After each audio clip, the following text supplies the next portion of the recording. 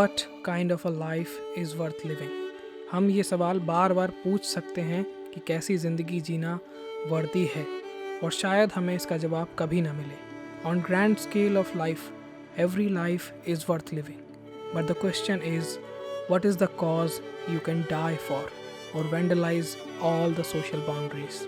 In 16th century Rajasthan, एक विदुषी वैरागिनी मारवाड़ की गलियों में कृष्णा के भजन गाया करती थी. राजघराने में शादी हुई थी, पर पति भोजराज से कोई विशेष प्रेम नहीं था.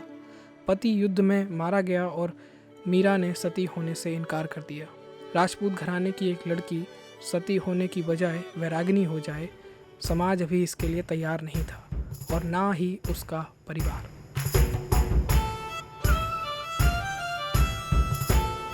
अगर पुरुष वैरागी होता है तो वो साधु या वागाबॉन्ड की श्रेणी में चला जाता है, और अगर स्त्री वैरागिनी होती है और सड़कों पर नाचने गाने लगती है तो समाज उसे वैश्या का दर्जा देने लगता है.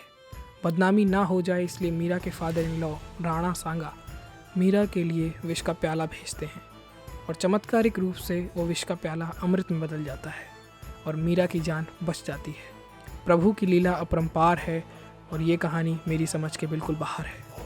कहानी हृदय विदारक है, पर सोक्रेटिस के केस में ऐसा नहीं हुआ. जब सोक्रेटिस को हेमलॉक भेजा गया तब विष अमृत न बन सका, क्योंकि सोक्रेटिस ने एथेनियन गॉड्स जैसे ज़्यूस उसकी सत्ता में विश्वास करने से मना कर दिया. अब किशन जी होते या उनको याद किया होता तो बच जाते.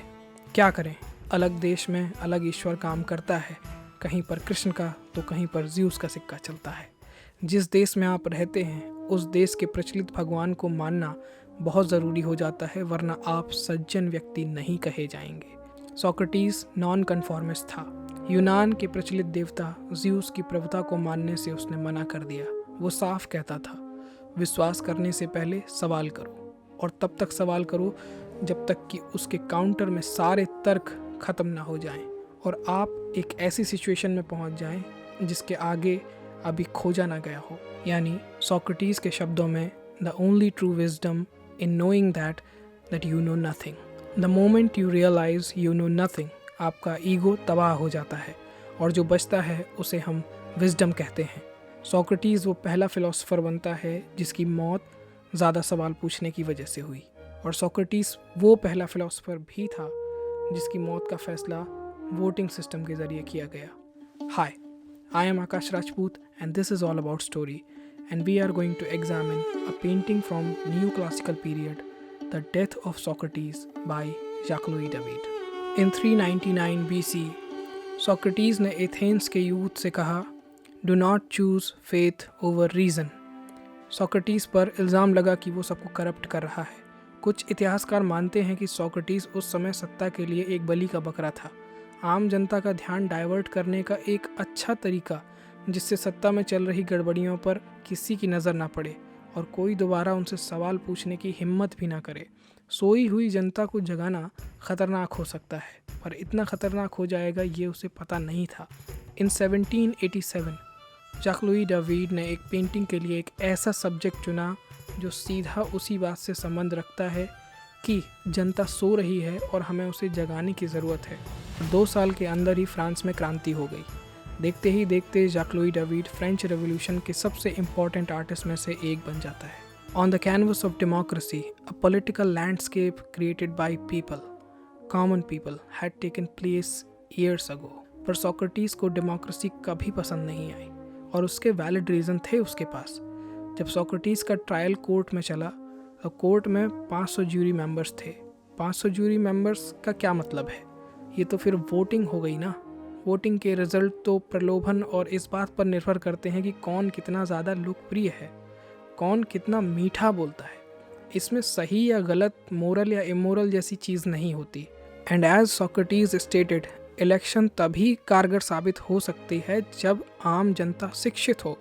वो मीठा बोलने वाले चतुर और कड़वी दवा देने वाले डॉक्टर में फ़र्क करना नहीं जानती है. Let's take a Socratic discussion. अब मान लो ये बंदर आम जनता है जिसे लगता है कि वो स्मार्ट है, जो कि वो नहीं है. इस बंदर को डायबिटीज़ है, लेकिन ये बात इसे पता नहीं है. ये जहाँ खाना चुराने जाता है वहाँ एक हलवाई की दुकान है और एक डॉक्टर का क्लिनिक है. वो क्लिनिक में घुसता है और डॉक्टर उसे सही दवा देता है, पर वो दवा कड़वी है। बंदर उसे फेंक देता है। डॉक्टर उसे इंजेक्शन लगाने की कोशिश करता है पर वो सिरिंज देखकर वहाँ से भाग जाता है।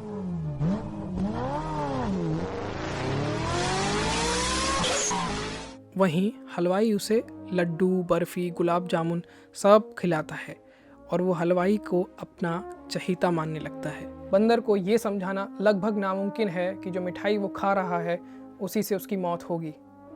हलवाई उसकी नज़र में एक फरिश्ता है और डॉक्टर वो हमेशा एक खूंखार दरिंदा रहेगा।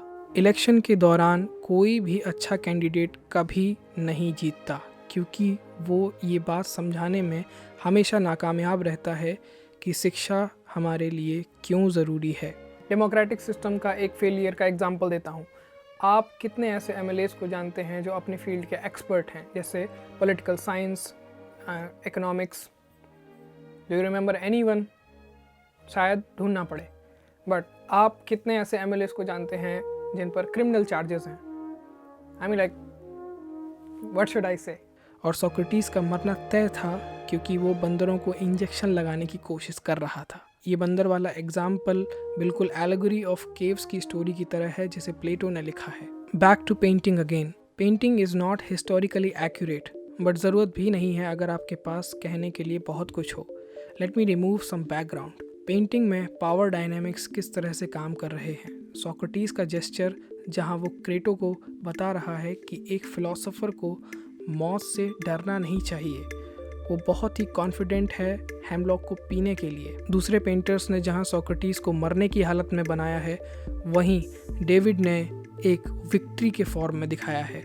मौत एक फ़िलासफ़र का कुछ नहीं बिगाड़ सकती। और प्लेटो जो कैनवस के सबसे बाएं हिस्से में है, उसके पास एक स्क्रोल पड़ा है, कलम और स्याही ज़मीन पर रखी है क्योंकि प्लेटो सोक्रेटिस का केस हार जाता है।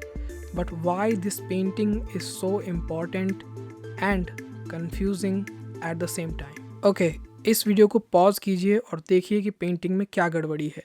थोड़ी सी हिंट देता हूँ। दिस मैन इज़ सोक्रेटिस, ये क्रेटो है, सोक्रेटिस का स्टूडेंट, एंड ये Plato who is also student of Socrates. I think that is enough hint.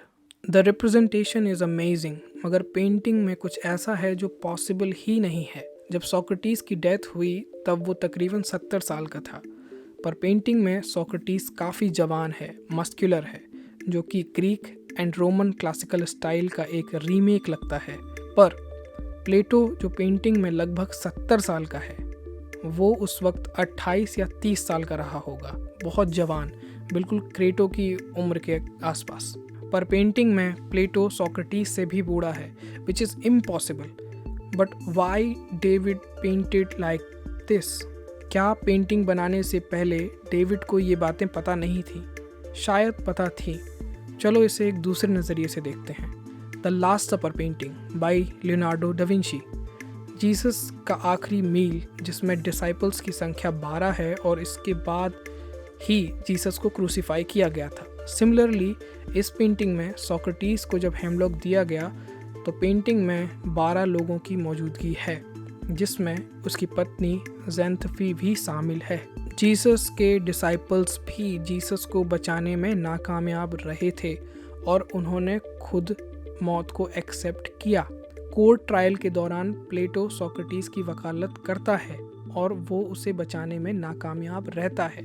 और ये बातें हमें पता चलती हैं प्लेटो की नॉवल से, द अपॉलजी ऑफ सोक्रेटिस। ये पूरी पेंटिंग शायद सोक्रेटिस के बारे में नहीं है, बल्कि प्लेटो के बारे में है। It's an old imaginative memory of Plato. Socrates is a memory in real life, lived by Plato and remaining evidences perceived by us with our limited understanding। जो कुछ भी इस पेंटिंग में हो रहा है वो प्लेटो की एक पुरानी याद है, क्योंकि प्लेटो बूढ़ा हो चुका है। Plato is the career here. प्लेटो ने सोक्रेटिस की मौत का बोझा सारी ज़िंदगी उठाया और सोक्रेटिस की फ़िलॉसफ़ी को भी, as you can see in the painting School of Athens. Plato का जेस्चर वही है जो पेंटिंग में सोक्रेटिस का है। Plato is a reflection of Socrates. Socrates ने कभी कुछ नहीं लिखा। जिस सोक्रेटिस को हम जानते हैं वो प्लेटो की एक रचना है।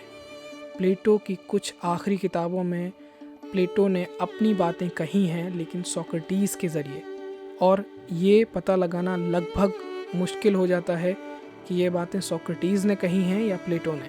पर इनकी सारी बुक्स में एक बात कॉमन है, philosophy, self realization and wisdom.